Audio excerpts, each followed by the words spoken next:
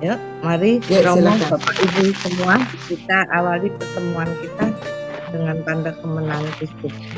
Dalam nama Bapa dan Putra dan Roh Kudus. Doa Ratu Surga. Ratu Surga bersukacitalah.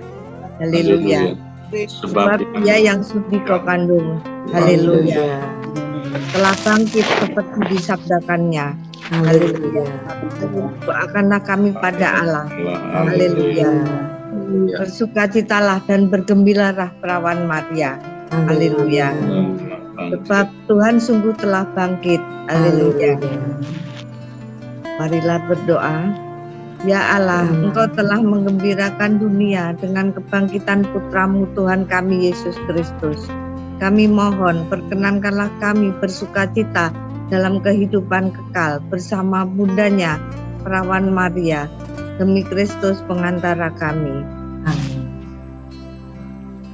Ya Bapa yang Maha Kasih, seandainya kami mengucap syukur dan terima kasih atas segala rahmat dan berkat-Mu pada kami sampai pada pagi hari ini, sehingga pagi ini kami dapat berkumpul kembali, walaupun hanya secara virtual Tuhan, tapi ini sungguh telah menyatukan kami di dalam kasih-Mu. Tuhan berkatilah kami semua, terangilah pikiran dan hati kami, terutama untuk Romo Gunawan, Romo kami yang selalu setia membimbing kami, supaya beliau dapat menyampaikan pengajaran-Mu dengan baik, dan kami semua juga dapat menerima dan mencernanya dalam hati kami. Kami serahkan acara ini ya Tuhan dari awal sampai akhir nanti. Kemuliaan kepada Bapa dan Putra dan Roh Kudus. Seperti pada permulaan, sekarang dan selalu dan sepanjang segala masa. Amin. Dalam nama Bapa dan Putra dan Roh Kudus. Kasih Bure. Ya, mari silahkan Romo. Pertama-tama selamat Paskah untuk semuanya. Ya, selamat Paskah. Paskah Romo. Paskah Romo. Paskah kita membawa kita punya semangat baru dan menjadi manusia baru. Tadi kita mengawali dengan doa Ratu Surga. Ya. Jadi cara berdoa Ratu Surga itu satu kalimat ya. Misalnya Ibu Endang, Ratu Surga bersukacitalah, haleluya, itu satu kalimat. Lalu kita menjawab satu kalimat, sebab Ia yang sudi kau kandung, haleluya. Lalu kalimat kedua, Ibu Endang lagi, telah bangkit seperti disabdakannya, haleluya. Lalu kita bersama-sama menjawab, doakanlah kami pada Allah, haleluya. Lalu kalimat berikut, bersukacitalah dan bergembira perawan Maria, haleluya. Kita menjawab, sebab Tuhan sungguh telah bangkit, haleluya. Jadi kita bukan hanya menjawab haleluya yang terakhir, tetapi satu kalimat dijawab satu kalimat. Satu kalimat, jadi ada 3 kalimat dari pimpinan doa dan kita menjawab bersama-sama. Lalu kita doa bareng-bareng, marilah berdoa, ya Allah, dan seterusnya. Itu kira-kira. Kenapa? Waktu Maria Angelus itu, Maria menerima kabar dari malaikat Tuhan, itu juga kabar sukacita.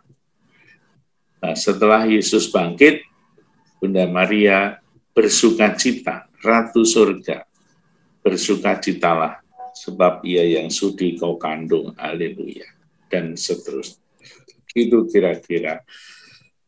Setelah Paskah, kita menyanyi lagu Haleluya Meriah. Itu tanda sukacita, puji Tuhan. Oke.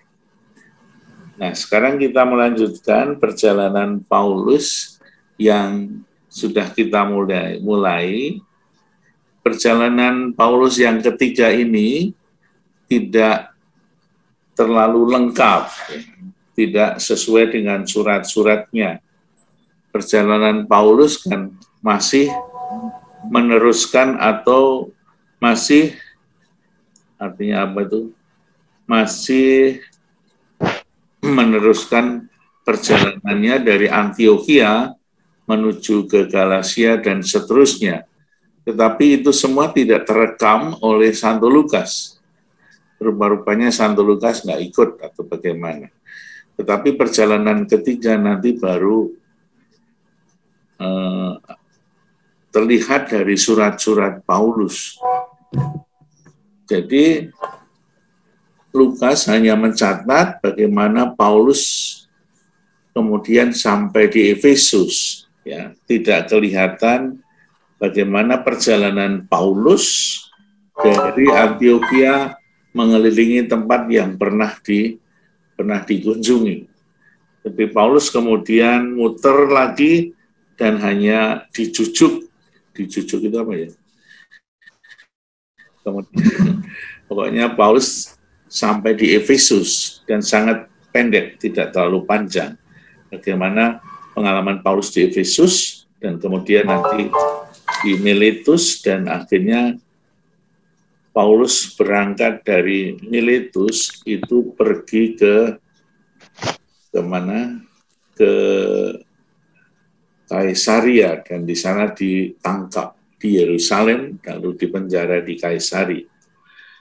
Tapi mari kita mencoba dengan sumber yang sangat terbatas ini, kita melihat perjalanan Paulus dan pengalaman Paulus di Efesus. Meskipun surat kepada umat di Efesus rupa-rupanya masih dipertanyakan oleh para ahli. Namun kita semua masih bisa melihat bagaimana Paulus di Efesus yang diperkirakan para ahli kitab suci memperkirakan bahwa Paulus di Efesus juga pernah dipenjara, tetapi tidak terdapat di dalam kisah-kisah, di dalam kisah Rasul nggak ada. Paulus di Efesus itu mulai bab 19 kisah Rasul. Apa yang dialami oleh Paulus di sana, kita lihat di dalam kisah para Rasul. Nanti rupa-rupanya suratnya agak berbeda dengan apa yang dialami oleh Paulus di Efesus yang diceritakan dalam kisah para Rasul. Ketika Apolos, kita tahu Apolos itu juga pengajar Kristiani yang berasal dari Alexandria. Rupa-rupanya sebelum Yesus hadir di dalam pembaptisan di Sungai Yordan, itu sudah banyak orang yang menjadi murid Yohanes. Jadi Yohanes juga pernah menjadi murid, seperti yang diceritakan dalam Injil Yohanes, itu murid-muridnya Yohanes itu kemudian menjadi pengikut Yesus. Misalnya Filipus, Nathanael, yang kemudian cerita sama Petrus dan Andreas, itu mereka pernah menjadi muridnya Yohanes.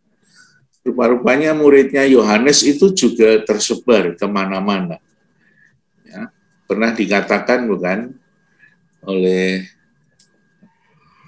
kisah bahwa Yohanes, murid-murid Yohanes, lalu banyak yang kemudian mengikuti Yesus ketika Yesus dikatakan, inilah anak domba Allah yang menghapus dosa dunia. Lalu mereka, Nathanael, Filipus, menjadi pengikut Yesus.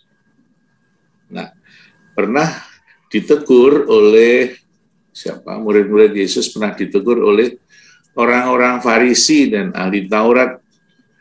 Dikatakan, mengapa murid-muridmu tidak berpuasa, sedangkan murid-murid orang Farisi dan murid Yohanes itu berpuasa. Jadi rupa-rupanya Yohanes ketika mengajar, sebelum Yesus mengajar, Yohanes sudah lebih dahulu mengajar, sehingga banyak murid Yohanes juga yang tersebar kemana-mana. Salah satunya tadi Apolos. Ketika Apolos masih di Korintus, Paulus sudah menjelajah daerah-daerah pedalaman dan tiba di Efesus. Di situ didapatinya beberapa orang murid. Katanya kepada mereka, sudahkah kamu menerima Roh Kudus?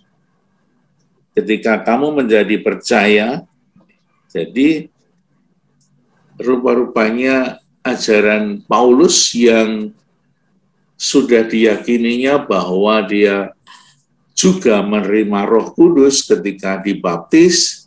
Kita tahu bahwa ketika Paulus itu mau menganiaya umat Kristiani dalam Kisah 9, dia buta ketika melihat penampakan dari Yesus. Siapakah engkau Tuhan?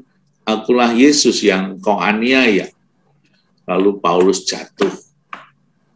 Nah, kita ingat jatuh ini adalah sebuah peristiwa yang berkali-kali terjadi. Kita kemarin waktu Jumat Agung juga melihat bagaimana orang-orang ketika melihat Yesus, Yesus bertanya, siapa yang kamu cari? Lalu mereka mengatakan, Yesus dari Nazaret. Ketika Yesus mengatakan, akulah dia, mereka semua terjatuh. Dan ini beberapa kali terjadi, Yesus mengatakan, akulah dia. Artinya apa? Yesus menampakkan wajah ilahi. Maka wajahnya itu seperti matahari yang sangat cemerlang, sehingga orang tidak mampu lagi melihat dengan mata, sehingga mereka jatuh. Jadi ketika mereka jatuh, itu Yesus mengatakan akulah dia, menampakkan wajah-wajah yang penuh dengan kemuliaan surgawi. Ya. Kita tahu juga bahwa Musa waktu itu ada di semak-semak duri di Gunung Horeb, itu melihat ada semak-semak yang ada apinya besar, tetapi tidak terbakar. Maka di situ wajah ilahi tampak di dalamnya. Ketika wanita Samaria yang minum dari sumur Yakub, menimba dari sumur Yakub, berbicara dengan Yesus, Yesus juga mengatakan, apakah kamu percaya dengan Mesias? Lalu, siapa itu Tuhan? Akulah dia. Nah, itu yang seringkali diceritakan di dalam kitab suci. Tetapi ketika Apolos menjadi murid-murid Yohanes, rupa-rupanya belum pernah mendengar tentang Roh Kudus. Yesus dikenal, tetapi Roh Kudus yang belum dikenal. Roh Kudus adalah Roh Kristus sendiri. Ketika kita membaca Injil Yohanes, nanti kita melihat bagaimana Roh Kudus itu mengambil peran ketika Yesus sudah naik ke surga. Paulus pernah menerima Roh Kudus sehingga ketika dia dibaptis, Roh Kudus hadir di dalam diri Paulus, dan Paulus yang tadinya buta itu menjadi melek, dan akhirnya dia menerima Yesus seutuhnya lewat Ananias yang membaptis. Lalu Paulus makan, pulihlah kekuatannya. Kata Paulus kepada mereka, murid-murid Apolos, kalau begitu dengan baptisan manakah kamu telah dibaptis? Jawab mereka, dengan baptisan Yohanes. Jadi baptisan Yohanes dikatakan adalah baptisan orang yang telah bertobat. Jadi orang-orang yang waktu itu mendengar suara Yohanes di sungai Yordan, lalu mereka datang, karena apa? Mereka rupa-rupanya sudah rindu mendengar suara-suara kenabian. Ya. Karena sudah cukup lama mereka tidak mendengar suara kenabian. Ya. Sehingga ketika Yohanes Pembaptis bersuara dari surga, mereka menyambut dan ingin dibaptis. Mereka mau bertobat dan mau dibaptis. Kita lihat ketika Yohanes Pembaptis itu membaptis orang, ada juga orang-orang Farisi yang datang, yang disebut sebagai keturunan ular beludak. Nah, setelah mereka dibaptis oleh Roh Kudus, mereka kemudian menjadi percaya. Apa bedanya baptisan? Seringkali ini ada pemahaman yang keliru. Ada yang dibaptis, kemudian dibaptis lagi, dibaptis oleh Roh Kudus. Artinya apa? Sebetulnya bukan baptis 2 kali. Baptis dalam Roh adalah baptis yang diperbaharui, dalam arti bukan dibaptis lagi, tetapi manusia diberi semangat baru, diperbaharui pemahamannya, diperbaharui semangatnya, diperbaharui bagaimana dia menjadi murid Kristus yang harus menjadi orang yang siap untuk diutus mewartakan Injil kepada dunia. Maka ketika Paulus menumpangkan tangan di atas mereka, turunlah Roh Kudus ke atas mereka, dan mulailah mereka berkata-kata dalam bahasa roh dan bernubuat. Jumlah mereka kira-kira 12 orang. Selama 3 bulan Paulus mengunjungi rumah ibadah di situ dan mengajar dengan berani. Oleh pemberitaannya, ia berusaha meyakinkan mereka tentang kerajaan Allah. Tapi ada beberapa orang yang tegar hatinya. Mereka tidak mau diyakinkan, malahan mengumpat jalan Tuhan di depan orang-orang banyak. Rupa-rupanya setiap kali Paulus itu mengajar, setiap kali Paulus mewartakan Injil, di mana saja terjadi beberapa peristiwa, ada yang percaya, ada yang menolak, ada yang menganiaya, ada yang melindungi Paulus, dan lain sebagainya. Itulah perjuangan Paulus di dalam meyakinkan orang. Selalu ada tantangan, ada cobaan, ada penolakan, bahkan ada peristiwa-peristiwa yang kemudian membuat Paulus harus masuk di penjara. Dan itulah yang terjadi, bahwa setiap pewartaan pengenalan akan Yesus selalu mendapatkan perlawanan, tidak mudah untuk meyakinkan. Tetapi pasti juga setiap pewartaan ada banyak orang yang kemudian menjadi percaya. Ya, seperti yang dialami oleh Tuhan Yesus sendiri, bukan? Tuhan Yesus sendiri mewartakan Injil, mewartakan relasinya dengan Bapa, tetapi banyak yang tidak percaya, malah dianggap menghujat Allah. Nanti baru terasa sesudahnya.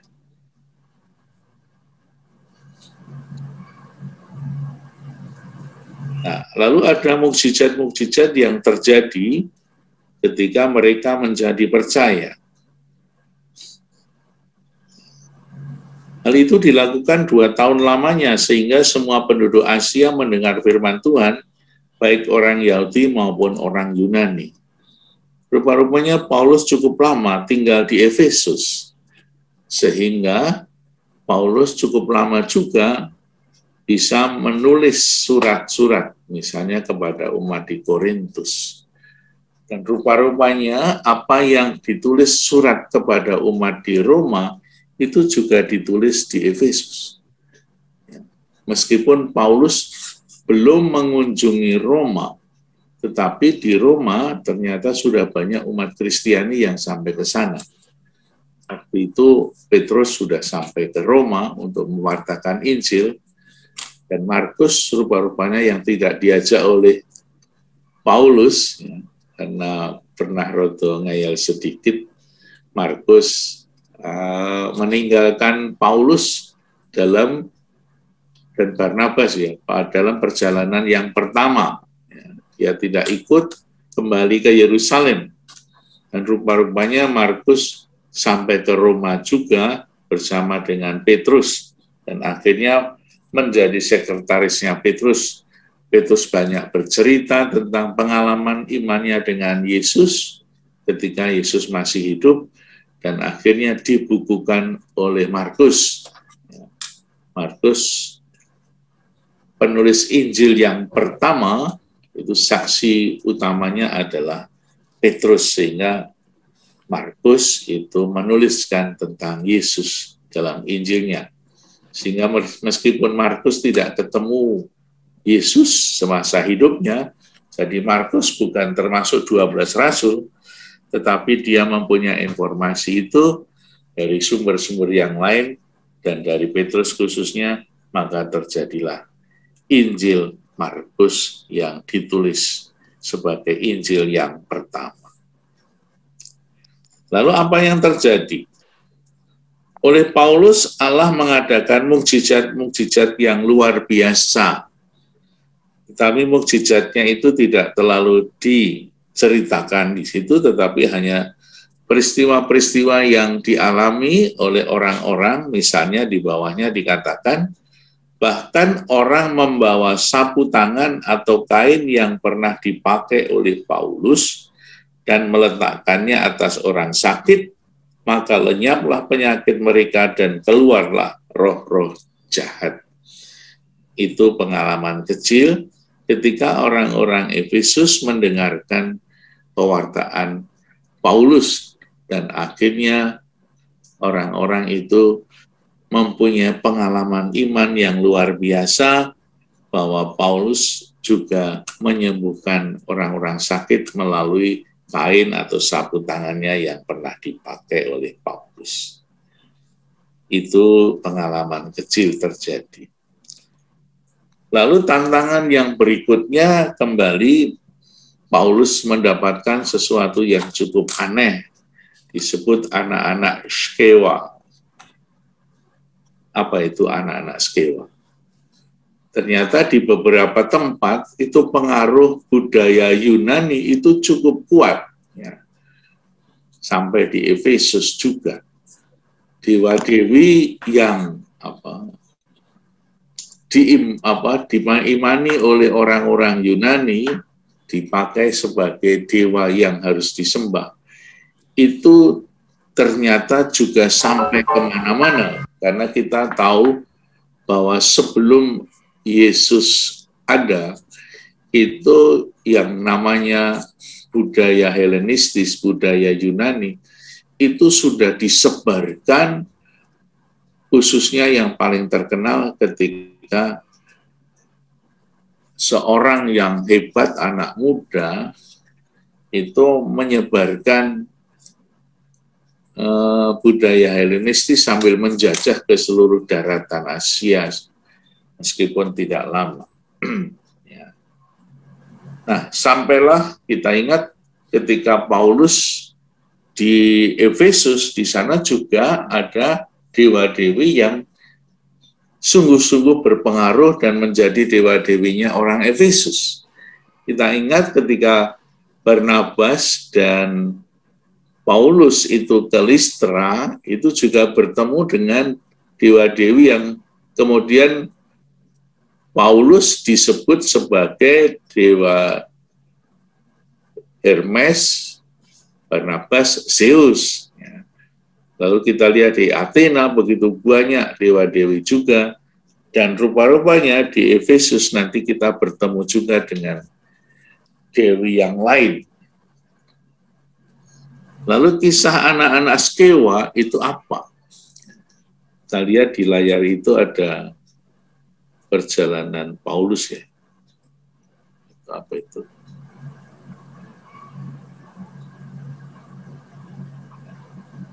Di Efesus, Paulus ketemu dengan orang-orang atau anak-anak Skewa. Juga beberapa tukang jampi Yahudi yang berkeliling di negeri itu mencoba menyebut nama Tuhan Yesus atas mereka yang kerasukan roh jahat dengan berseru, katanya, "Aku menyumpahi kamu demi nama Yesus yang diberitakan oleh Paulus." Mereka yang melakukan hal itu ialah 7 orang anak dari seorang imam kepala Yahudi yang bernama Skewa. Jadi rupa-rupanya seorang imam kepala Yahudi itu punya 7 orang anak yang disebut Skewa, itu menyumpai orang yang kerasukan roh jahat. Tapi roh jahat itu menjawab, Yesus aku kenal dan Paulus aku ketahui, tetapi kamu siapakah kamu? Ya, artinya apa? Artinya ternyata orang itu hanya ngomong membawa nama Yesus, tetapi sebetulnya jiwanya tidak seperti itu. Sehingga roh jahat itu menjawab seperti itu, Yesus aku kenal, Paulus aku tahu, tetapi kamu siapa? Dan orang yang dirasuki roh jahat itu menerpa mereka dan menggagahi mereka semua dan mengalahkannya, sehingga mereka lari dari rumah orang itu dengan telanjang dan luka-luka. Jadi meskipun dia membawa nama Yesus, tetapi sebetulnya dia tidak membawa Yesus, tetapi hanya orang yang semacam kerasukan, jampi-jampi semacam itu. Hal itu diketahui oleh seluruh penduduk Efesus, baik orang Yahudi maupun orang Yunani. Maka ketakutanlah mereka semua dan makin masyhurlah nama Tuhan Yesus. Banyak dari mereka yang telah menjadi percaya datang dan mengaku di muka umum bahwa mereka pernah turut melakukan perbuatan-perbuatan seperti itu. Banyak juga di antara mereka yang pernah melakukan sihir, mengumpulkan kitab-kitabnya lalu membakarnya di depan mata semua orang. Nilai kitab-kitab itu ditaksir 50.000 uang perak. Dengan jalan ini mereka tersiar firman Tuhan dan makin berkuasa. Itulah yang terjadi di Efesus yang disebut sebagai anak-anak Skewa. Ternyata pada masa-masa lalu juga ada terjadi penyimpangan-penyimpangan ajaran, dan ketika mereka disadarkan oleh Paulus, mereka kemudian membakar buku-buku, mungkin buku primbon atau buku apa itu ya, sehingga mereka kembali kepada Tuhan dan mewartakan Yesus sebagai Sang Juru Selamat. Itulah tantangan yang dialami oleh Paulus. Jenis-jenis tantangan itu rupanya macam-macam ya, dari kota ke kota, dari tempat yang lain, itu luar biasa. Tetapi pewartaan Paulus tetap didengar, meskipun ada banyak orang yang seringkali tidak menjadi percaya. Namun itu menjadi sebuah tantangan, tempaan bagi Paulus, sehingga ketika Paulus mewartakan Injil dengan banyak tantangan, Paulus semakin hari semakin matang. Dan nanti kita akan melihat bagaimana Paulus menjadi orang yang sangat rendah hati, tidak seperti waktu masih muda, masih semangat. Dia pernah mengatakan sedikit keras, aku ini adalah rasul. Tetapi akhirnya Paulus mengatakan, aku ini hanya seorang pelayan dengan air mata. Nah, itulah pengalaman Paulus yang beraneka ragam. Di Efesus, Paulus mengalami seperti itu. Meskipun nanti dalam suratnya agak berbeda. Apa yang ditulis oleh Paulus untuk orang Efesus itu masih dipertanyakan.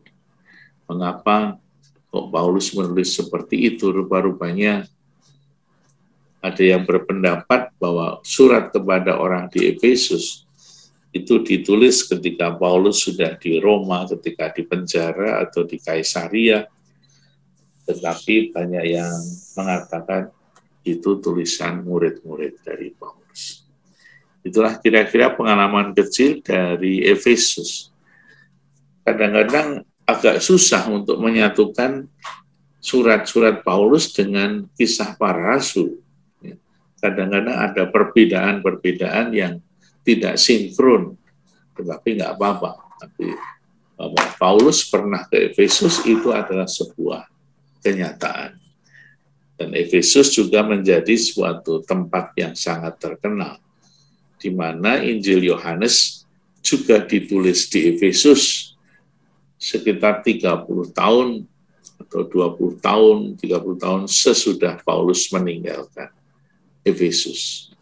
Yohanes tinggal di sana menulis Injilnya. Terima kasih. Semoga kita semakin tambah semangat untuk mengikuti Yesus. Terima kasih, Mo. Ya, pagi ini kita diajak jalan-jalan Romo ke Efesus. Silakan Bapak Ibu yang ingin bertanya atau menanggapi pengajaran Romo pagi hari ini dipersilahkan. Ya, Romo. Ya, mengapa doa Angelus kita ganti dengan doa Ratu Surga? Dan sampai kapan kembali ke Angelus?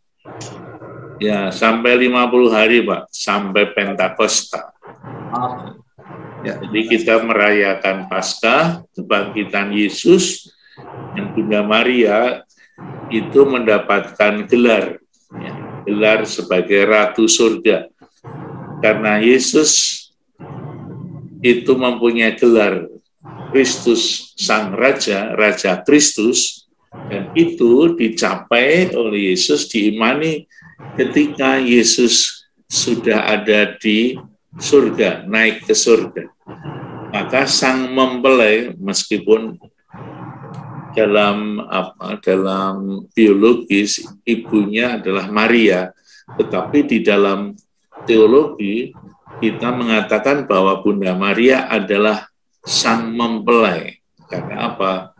Karena antara Bunda Maria dan Yesus ada sebuah relasi iman, ya, yang kita imani bahwa Bunda Maria paling dekat dengan Yesus, dan ada yang mengatakan bahwa buah-buah dari penebusan, buah dari kebangkitan, Bunda Marialah orang yang terutama menerima rahmat itu.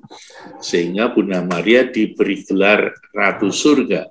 Saat kita merayakan Yesus yang bangkit dari kematian dan mulia di surga, Bunda Maria juga menerima sukacita dan kegembiraan.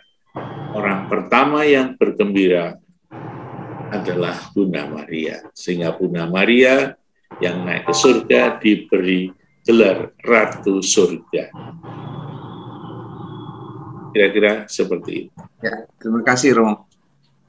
Nanti sampai Pentakosta, saat turun Roh Kudus, terakhir juga lilin Paskah itu. Lilin Paskah itu juga dimatikan pada saat perayaan Pentakosta, berarti selesai perayaan Paskah. Lalu sesudah Pentakosta itu menjadi hari-hari biasa. Jadi perayaan Paskah itu sampai Pentakosta nanti, 50 hari. Pante itu artinya 50 hari sesudah Yesus bangkit dari kematian. Jadi 40 hari kita merayakan Yesus yang masih menampakkan diri kepada para murid. Ada beberapa kisah di dalam Injil. Paulus juga mengatakan menampakkan diri kepada murid dan kepada 500 orang, kepada 2 murid yang pergi ke Emmaus, dikumpulkan oleh Paulus di sana. Yesus yang bangkit menampakkan diri, dan sesudah 40 hari Yesus naik ke surga. Ya. Lalu 10 hari, 9 hari kita mengadakan novena Roh Kudus, seperti para rasul yang waktu itu berkumpul sesudah Yesus bangkit, masih berkumpul selama 40 hari, dan Yesus naik ke surga, kemudian para murid masih berkumpul untuk menantikan kedatangan Roh Kudus. Dan pada hari Pentakosta itulah Roh Kudus datang, para murid kemudian pergi menyebarkan Injil ke seluruh dunia. Dan itulah awal dari kelahiran gereja. Ya, di mana para rasul berperan sebagai orang-orang yang melaksanakan tugas perutusan. Gereja mulai tumbuh, tetapi gereja zaman dahulu tidak seperti gereja yang seperti sekarang, Pak ya.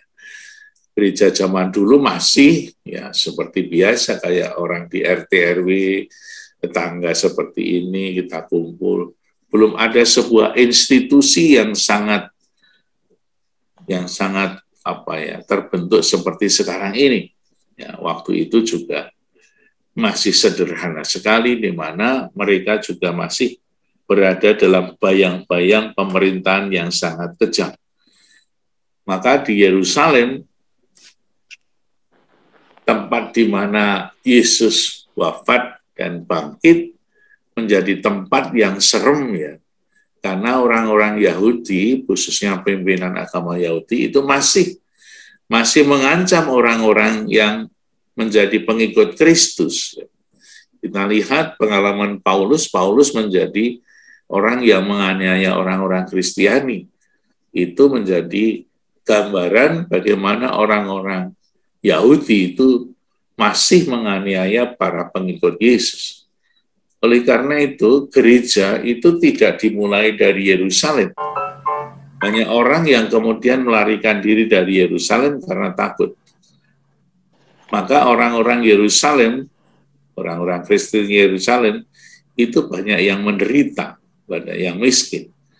Maka ketika Paulus berkeliling, itu kalau kita melihat suratnya di Korintus kemarin, baik 1 maupun 2, itu Paulus berkeliling itu juga merasakan adanya solidaritas dengan orang-orang di Yerusalem, sehingga mengumpulkan kolekte di mana-mana, lalu dibawa oleh Paulus ke Yerusalem.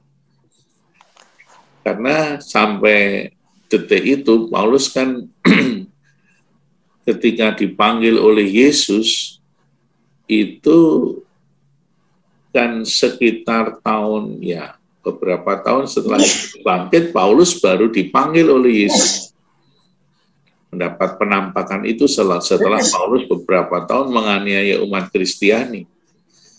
Lalu Paulus tahu persis kondisi di Yerusalem ya, karena Paulus pernah di Yerusalem cukup lama. Sehingga Paulus merasakan orang-orang Yerusalem pengikut Yesus itu banyak yang menderita. Lalu Paulus membawa uang-uang kolekte yang dikumpulkan dalam perjalanannya untuk dibawa ke Yerusalem, membantu orang-orang Kristen yang ada di Yerusalem. Itulah yang terjadi pada zaman itu. Kira-kira seperti itu. Oleh karena itu gereja kemudian kemana? Kita melihat bahwa Filipus waktu itu mengajar atau mewartakan Injil sampai di Samaria. Samaria kemudian banyak yang menjadi percaya. Lalu Petrus dan Yohanes itu pergi ke Samaria sebagai pimpinan para rasul. Lalu akhirnya Barnabas yang juga sudah ada di Yerusalem itu diutus untuk mewartakan Injil di Antiokhia, karena Barnabas tahu budaya Yunani dan bisa berbahasa Yunani.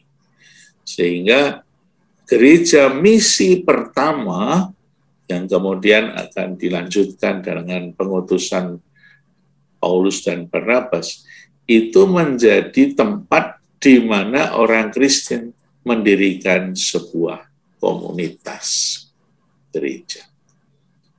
Karena Yerusalem menjadi tempat yang sangat mengerikan, dikuasai oleh orang-orang Farisi dan orang Saduki. Itulah yang terjadi di Yerusalem.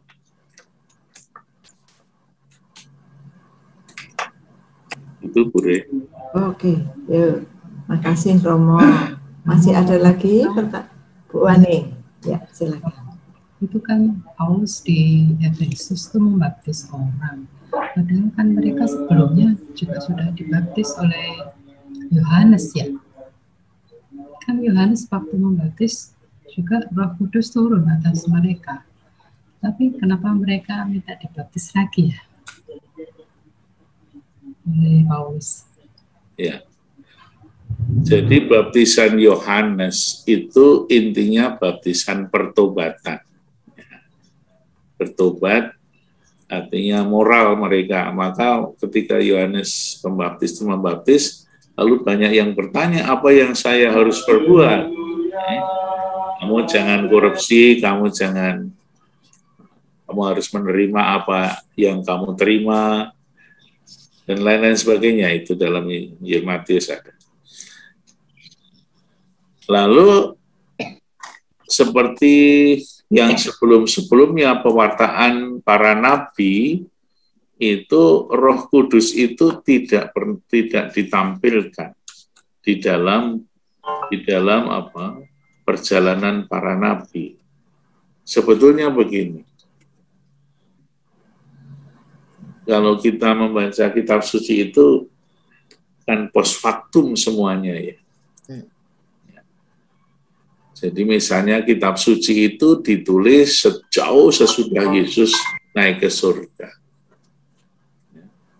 Jadi misalnya Yesus wafat itu tahun 30-an, Injil Markus baru muncul tahun 70.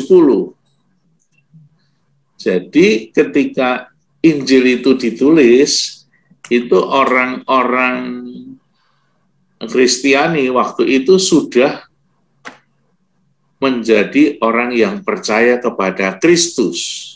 Ya. Orang yang percaya kepada Kristus berarti apa? Berarti ketika Yesus hidup, itu sebetulnya banyak orang yang belum yakin, belum percaya kepada Kristus. Baru menjadi mantap ketika Hari Raya Pentakosta. Ketika Roh Kudus turun atas para rasul. Lalu pernyataan ya, Roh Kudus turun atas Yesus ketika Yesus dibaptis. Itu sebetulnya proklamasi, artinya peresmian bahwa Roh Kudus itu datang kepada Yesus, itu pernyataan sesudah kebangkitan Yesus. Ya. Maka kemudian di flashback. Misalnya saja, Yesus diimani sebagai Sang Juru Selamat itu oleh umat Kristiani yang sudah lama hidup meyakini Yesus. Dan itu pasti cara hidup orang-orang Kristen yang pertama, mengimani. Tetapi ketika Yesus lahir, dalam Injil Lukas dikatakan, hari ini telah lahir Kristus Tuhan Juru Selamat. Jadi ketika Yesus lahir pun sudah dikatakan Juru Selamat. Padahal kata Juru Selamat itu baru diimani oleh umat Kristiani yang menjadi umat Kristiani yang pertama. Tetapi kemudian ditaruh iman itu di depan. Sehingga umat Kristiani yang sekarang membaca sudah disiapkan bahwa Yesus Kristus yang lahir adalah Tuhan. Nah, begitu juga tentang Roh Kudus. Roh Kudus berupa burung merpati turun, dan ketika Yesus dibaptis, turunlah Roh Kudus. Dan sebetulnya apa yang dikatakan itu adalah peresmian Yesus ketika Yesus bangkit. Yang terjadi. Lalu kita membacanya sekarang ini.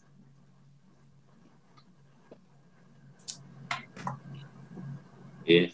Jadi kita bersyukur banget ya Mo ya, hidup dalam zaman sekarang dengan banyak informasi yang kita dapatkan, baik itu dari para imam maupun dari buku-buku dan lain sebagainya ya Mo. Semakin lengkap informasi yang kita dapetin gitu ya Mo ya. Yeah. Atau gimana Mo? Maka kitab suci Injil yang dari awal kita tahu bahwa Injil ini adalah kesaksian iman dari umat Kristiani awal.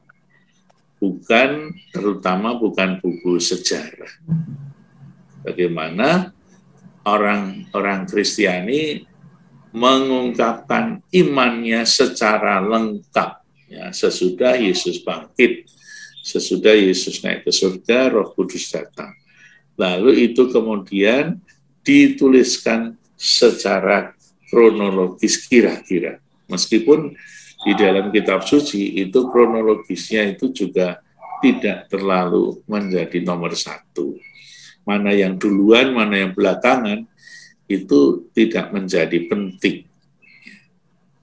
Dalam kitab suci yang penting bagaimana mau memberikan kesaksian iman bahwa Yesus adalah juru selamat kita.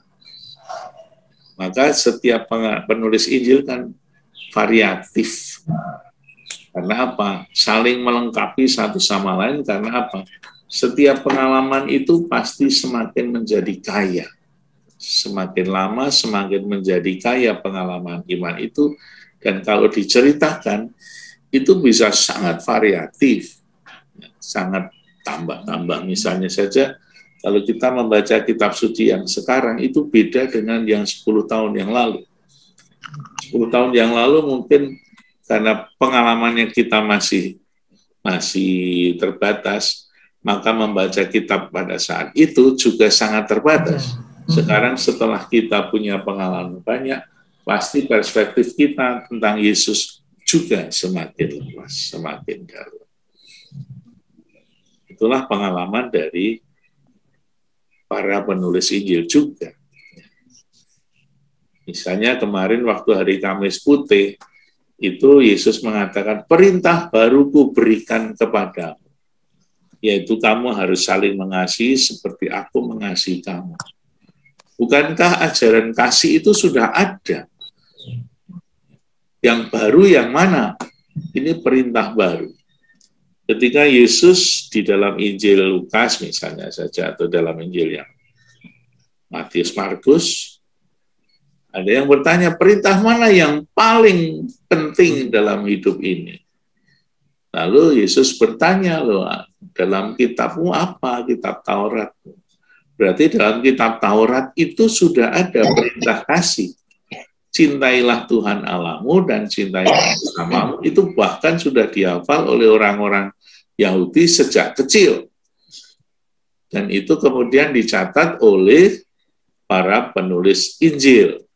Tetapi Yohanes tidak mencatat itu, tetapi memberikan satu perintah baru tentang cinta kasih. Yang baru yang mana? Kalau di dalam perjanjian lama adalah cintailah sesamamu seperti dirimu sendiri.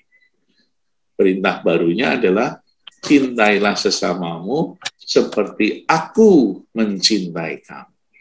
Jadi ukuran cinta yang baru di dalam Injil Yohanes adalah bagaimana kita mencintai sesama, ukurannya adalah Yesus sendiri.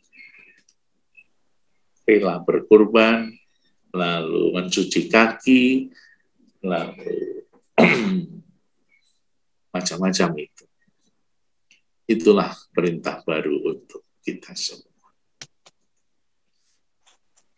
Yeah. Terima kasih banyak Romo atas pengajaran pagi hari ini, lengkap banget. Semakin hari iman kita semakin diperbaharui, jadi semakin lengkap dan diperkaya dengan pengajaran. Baik Bapak Ibu, waktu tak terasa sudah jam 6.48, kita sudah lewat 3 menit. Kita akhirin dulu, kita lanjutkan besok hari Jumat ya. Kita tunggu kebersamaan kita lagi dalam perekat. Silakan Bu Endang, kita tutup dengan doa. Mari Romo dan Bapak Ibu semua, dalam nama Bapa dan Putra dan Roh Kudus, amin. Terima kasih Tuhan atas pengajaran-Mu pada pagi hari ini melalui Romo kami, Romo Gunawan. Sungguh luar biasa Tuhan, sehingga menguatkan iman dan hati kami semua, dan semakin mengerti bahwa apa yang harus kami lakukan, cinta seperti apa yang harus kami lakukan kepada sesama, yaitu sesuai dengan cinta-Mu kepada kami semua. Tuhan, sebentar lagi kami akan melanjutkan aktivitas kami masing-masing. Kiranya Engkau juga memberkati kami supaya apa yang kami lakukan dapat sesuai dengan kehendak-Mu dan hanya demi kemuliaan nama-Mu. Tuhan, kami mohon berkat-Mu melalui Romo kami. Tuhan sertamu dan sertamu juga. Dan kita semua diberkati oleh Allah yang Maha Kuasa, Bapa, Putra, dan Roh Kudus. Amin. Terima kasih Romo. Terima kasih Romo. Terima kasih Romo. Salam sehat terus ya Mo. Terima kasih. Terima kasih Bapak Ibu.